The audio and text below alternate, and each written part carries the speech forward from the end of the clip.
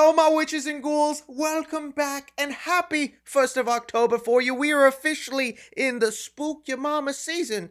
And we got movie news to discuss, y'all. Some of the things we'll be looking at here today, guys, is we got the first logo for Scream 7. We got James Gunn talking about the plans have changed for Batman Brave and the Bold. The Russo brothers dropping a very cryptic photo for Avengers Doomsday is a title change coming. Really? That alone and so much more, so you guys know the drill. Gonna take these off because I can't see nothing in them. But kicking things off with one of the first things I want to discuss here is we got a trailer for an upcoming horror movie releasing next year entitled Psycho Killer. And I gotta tell you, the poster is the first thing that got me excited. I think this is a pretty sweet looking poster, but the film itself also seems intriguing. It's set for a February 20th, 2026 release date, and it follows a Kansas Highway Patrol officer played by Georgina Campbell from Barbarian. Her husband ends up getting murdered and she decides, I'm gonna track down the crazy killer who did this. And I think when you watch this trailer, something will become extremely obvious to you, is that it really is emulating Longlegs. That's the vibe I was getting here. It's following a lot of the stuff that Longlegs was doing, the satanic vibes, a mysterious killer out there, a police officer doing this cat and mouse chase thing. And I'm actually believing this is probably one of the reasons why it's only now getting released, because this movie was apparently filmed all the way back in 2023. I think it is one of those situations where Hollywood ended up making a very similar movie and one film over the other got more buzz, Longlegs, and so they decided to put some space between them and now finally release this next one. You guys know how I feel about Longlegs. I was kind of disappointed with what that movie ended up being, and I'm thinking Psycho Killer might be my Longlegs redemption. I love the look of this one. Seems more like it's going with just a straightforward police officer hunting down this crazy serial killer, using all this satanic weird symbolism, and it'll actually give me that cat and mouse chase stuff that I think was lacking in Longlegs. And I mentioned earlier the main actress is from Barbarian. Oh, they are for sure pushing the whole weapons and Barbarian producer thing on us. We've seen this kind of marketing a lot where if, hey, somebody makes a good movie and they can somehow attach their name to the project, they'll do it. Hopefully this doesn't turn out like another Him situation where Jordan Peele's name was just plastered all over it, making people think they're about to get a Jordan Peele made movie, because I've already seen comments saying, woo, Zach Cregger again. Zach Cregger didn't do anything with this movie. But we'll see how it goes. I also love that it's from the writer of Seven. I'm always a fan of some dude in a mask giving off those slasher vibes. So I don't know. I'm actually looking forward to this. Coming out a week before Scream 7. So we'll see if maybe that's the slasher everyone's talking about, or Scream 7 is the one. What did you guys think about Psycho Killer? Next up, something I know you guys want to hear my opinion on, but I don't know if you're gonna love it. The announcement of the Simpsons movie sequel. Yeah, out of the blue this week, we got revealed the first poster for the Simpsons movie getting a sequel almost 20 years later, which funny enough, the Simpsons had pointed out that they wouldn't take 20 years to make another movie, and given this release date and the release date of the first movie, they will actually stay true to that promise only by a couple of days. Now look, I don't want to disrespect the Simpsons because I know they've done a lot for animation and a lot of people have fond memories of them. I just myself growing up was not a Simpsons kid. Not to say I think the show was horrendous or bad, but I just didn't find the episodes all that appealing. The humor within the show wasn't really for me. And yes, I was more of a Family Guy, which I know Family Guy just ripped off everything Simpsons. Okay. Well, they ripped it off good. All of that said, I actually was a fan of the first Simpsons movie. I remember that being a big deal and everyone going out to see it and all the marketing involved, and I thought the film was funny enough. Probably my favorite thing from The Simpsons, and not just this moment. Spider Pig does whatever a Spider Pig does. And Homer holding a pig, making him like Spider-Man? That was peak cinema for me back in the day. There really isn't much else known about the movie or what it'll be about, but hey, I'm down to see it if it's funny, if it's enjoyable. Just because I didn't grow up a huge fan of it doesn't mean I don't want to give it a chance. So I'm really happy for all of you that lost their minds with the Simpsons 2 announcement, but for me, I was like, oh, they doing this again, huh? Okay. Okay. Let me know what you guys think about The Simpsons getting a sequel all these years later. Next up, being October 1st, we got some spooky movies that are going to start up their marketing, and one of those happened to be Scream 7. Today, all the social media accounts with Scream decided to update their profile pictures and logos to the new Scream 7 logo. This is kind of the first big step, and it's honestly showcasing us that the trailer is right around the corner and most likely releasing within this month. It feels like we're about to get into full Ghostface Scream territory. As far as how the logo looks, I'm glad they kind of dropped the Roman numerals thing. I thought it worked for Scream 6, being so that they could just keep the title looking all clean with Scream. But them going back to the numbers is kind of how I prefer. At least that's how they did it with the first 4 Scream movies. The slash across the title I do think is a bit interesting because it's reminiscent to when Scream 5 had its production logo out there. It also had a slash in a similar location. They didn't end up using that whenever they actually started marketing the movie, but here now it looks like they will. All in all, it's a pretty fine logo. So yeah, we'll see. On the other side of that though, I'm curious if these rumors going around with Scary Movie 6 are true. Some of you guys don't know, but this month they finally start filming Scary Movie 6. I'm hoping we get some sort of first look photo or just started production online. And there's just growing rumors that Melissa Barrera will be part of that movie, even Jenna Ortega to a point. I've talked to you guys about these rumored cast members that they have attached to the film. A main character named Sarah, who will be a play on Sam from Scream 5, and Tuesday, who is going to be a play on Jenna Ortega's character, making fun of her Wednesday role. Even crazier to think about, Scream 7 and Scary Movie 6 release within the same calendar year, only a couple months apart from each other. We are possibly getting 2 different horror movies with Ghostface as a central figure. That is honestly kind of fun. What do you guys make of all this? Moving on here, we got some small tidbits involving James Gunn and the DCU I found interesting. So for one, there was these comments made by James Gunn kind of being realistic with himself about the future characters he's gonna showcase in the DCU. James Gunn says they might focus on DC movies being about major known characters rather than unknowns. I'm probably not going to do certain movies with characters who audiences don't know. It's harder to get people in the theater for that kind of thing. And I am shocked to hear James Gunn say that, but at the same time, slightly relieved. And you know, a lot of other people were shocked because James Gunn is the Guardians of the Galaxy guy. He is like the definition of bringing unknown, nobody characters, putting them up to the spotlight and making them well known. Not just with Guardians of the Galaxy, but with Peacemaker. But we live right now in an age where audiences are extremely picky on what they go out to watch, and I don't blame them. Theaters are expensive, movie tickets are expensive. This has to be a reaction from Superman. Although it was a profitable and successful movie and they have the sequel coming out, if one of their top dogs, Superman, is struggling, well then I don't think James Gunn then is want to be all that passionate about creating things like The Authority, unfortunately the Terrifics movie. And you know, even James Gunn to this day is still talking about how The Authority unfortunately isn't going through the way he wants, and that he's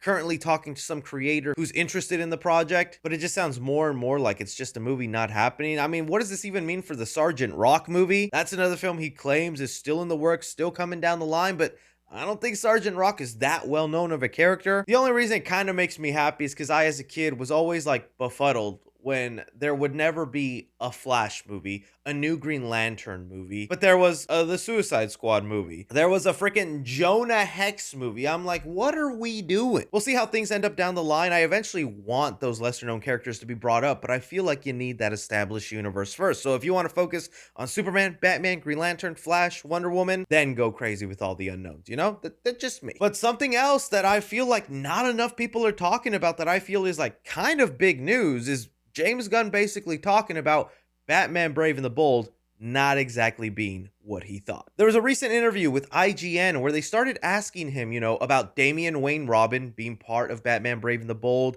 and that movie focusing on Batman being a parent. And then James Gunn was a little coy with those things that we thought were known about this movie, and now they seem a little uncertain. He said here, James Gunn, no, I think you have to wait and see the movie. Some things have changed. Plenty of things are in flux, and what his situation is with the parentage and all that stuff. So I wouldn't take any of it. Yeah, I mean, the actors who want to listen, first of all, I can tell you the amount of big actors that have told me they want to be Batman. I think you'll have a harder time finding actors who don't want to be Batman. He's the one character everyone wants to play that's the truth. And we're gonna put aside this whole Batman big star actors coming about for a second, because then IGN wanted clarification from James Gunn, being like, so wait, is Damian in the movie or not? And James Gunn said, I think you have to wait to see exactly what's happening. Okay, this is fascinating to me, and it's so interesting, and I don't want to make this a knock on James Gunn, because I think it's an insane amount of pressure to build this universe, have it living and breathing, and trying to make it a success. But I think it's very obvious that the James Gunn we got in this video, laying out his plans, telling us what projects and movies were coming from the DCU, is not the same James Gunn we are getting now.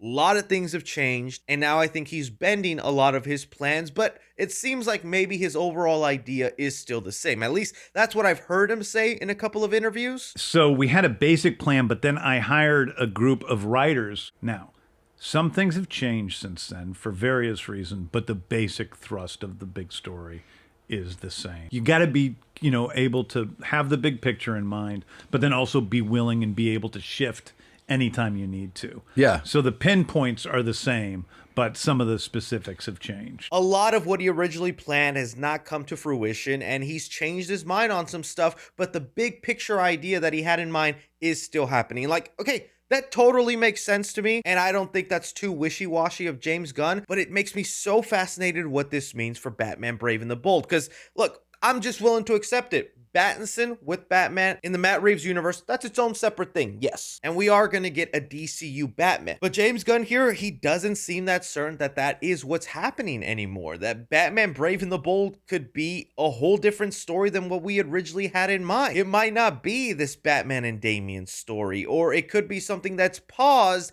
and done in a sequel or a later movie. I don't know, like for all we know, Damian shows up at the end of Batman Brave and the Bold, and that sets up the next chapter. I think that is fascinating, and it makes me wonder then what is the plan for this Batman. James Gunn loves to give these, yes, no answers or mess with your mind or not be exact, but I'm like, you literally told us. The Brave and the Bold is the story of Batman and his actual son, Damian Wayne. So this is the story of the two of them and the beginning of sort of the Bat family. And now when we're asking you to confirm something you already confirmed, you're like, you'll have to wait and see. Fascinating.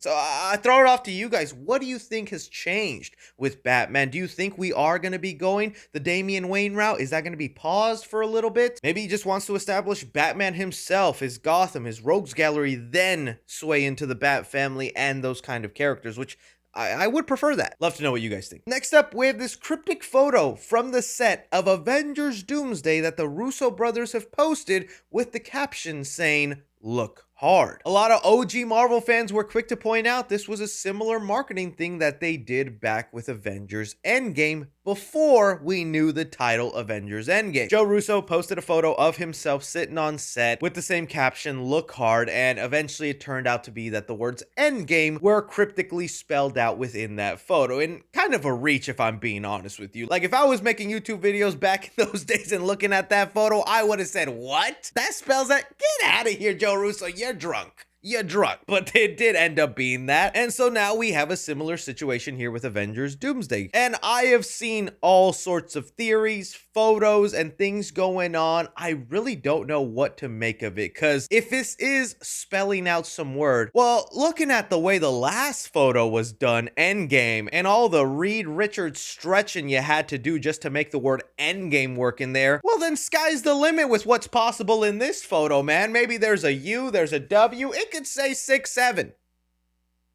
Anything and everything you want, and once it's revealed, everyone will go, oh yeah, see, I can see it now. I understand it. But some of my favorite ones that people have cracked the code, a lot of people are pointing out maybe like the Galactus shape. That is pretty hard to miss, and maybe it's just a hint that Galactus is involved in Avengers Doomsday. That's a theory I've had ever since I watched Fantastic Four, because you can't just throw someone like Galactus off into space in the middle of nowhere and then never bring him back up again. Being that Avengers Doomsday deals with worlds colliding, collapsing, having to fight one another, you bring the guy who eats planets into the mix, I feel like there's some connections to be made there. But that's more of a figure, and if we're going based off what happened last time, we're looking for words, right? That's where then some people bring in like TVA is spelled throughout here, and I'm like, okay, I definitely do see the TVA being part of this movie in some capacity, but probably the one I would bet my money on the most is this Avengers versus X-Men. That's honestly what I was noticing when I was looking at this, and it'd be the thing that I'd say is the real hint. But also, we have to talk about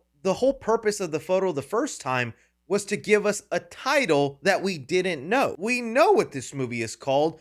What is then the purpose of this photo? Is there a name change coming for this film? Honestly, would not be surprised. Ever since they announced all the X-Men involved in this movie and knowing what Secret Wars and all that is leading up to, it feels like the perfect opportunity to set up an Avengers versus X-Men storyline. And I don't know about you, but I think the words Avengers versus X-Men, I think that would sell so many more tickets than Avengers Doomsday. But they know there is this big push they have to do with Doctor Doom because Robert Downey Jr. is Doctor Doom now. The normies have to know that, and they have to get that idea out there. Maybe this was planned for the beginning. We were never going to call this Doomsday, but instead it was just to get everyone to know, hey, Robert Downey Jr. is back and he's Doctor Doom. And now that everybody knows that, okay, let's get the real title in there, Avengers versus X-Men. Am I stretching? Heck yeah, but this is what these photos do. They make you stretch. I cannot wait to the day we finally officially know then what was being shown in this photo, what the message was, because it'll be something that'll make you eye roll and want to make a smack Joe Russo's mama. That includes you too, other Russo, because they're brothers. That's how that, same mama, that's how that works. Photo's already pissed me off and I don't even know what it means. What do you guys think it means? That's why I toss it off to you guys. You see this cryptic photo. What do you think the best guess is? Would love to hear it all down below. Anyways, guys, that is all movie news we currently have going on right now. I want to thank you so much for taking time out of my day to watch me talk some movie news. Don't be forgetting to hit that like button. Subscribe if you haven't already. Follow me on Twitter at 3C Films or on TikTok at 3C Films. But as always, I'm Chris. Take care.